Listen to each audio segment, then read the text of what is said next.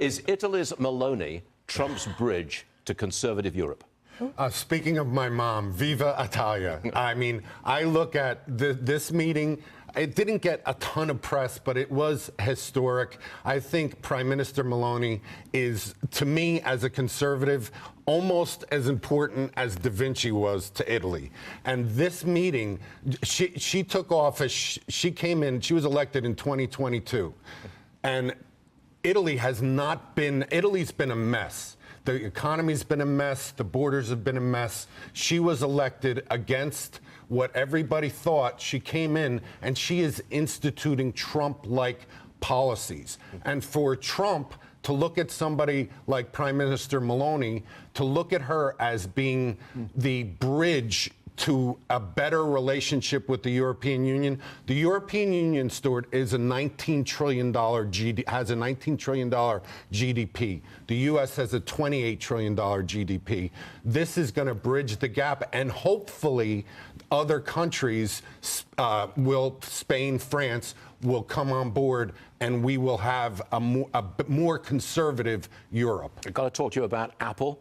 They need to finish, the stock needs to finish above $264.62 per share. Hit that mark, and they're a $4 trillion company.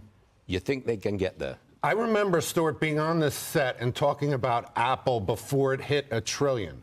And we thought that that was a big number. Now $4 trillion. I think Apple is going to hit $4 trillion just on this melt up that we're seeing. But Apple has some issues. I mean, granted, for a company to have $65 billion in the bank, they have some issues. And what those issues revolve around is the hype over Apple Intelligence. So far, besides ChatGPT, Apple has been unable to quantify some of the stock appreciation by what they've actually been able to accomplish in AI. They're also having some headwinds in China, with Huawei is the leader, and they're not picking up as much of the market as they need to justify moving above $4 trillion. But you think they're going to get to 264? I think they're going to get it just on the hype, but anybody who's in Apple, and I'm in it, anybody who's in Apple who thinks it's got much above this, until they start delivering on this AI, you're not going to see much more momentum beyond this. Jeff Sica with a beard. We'll take it. Thanks very much. Seriously, good to see you.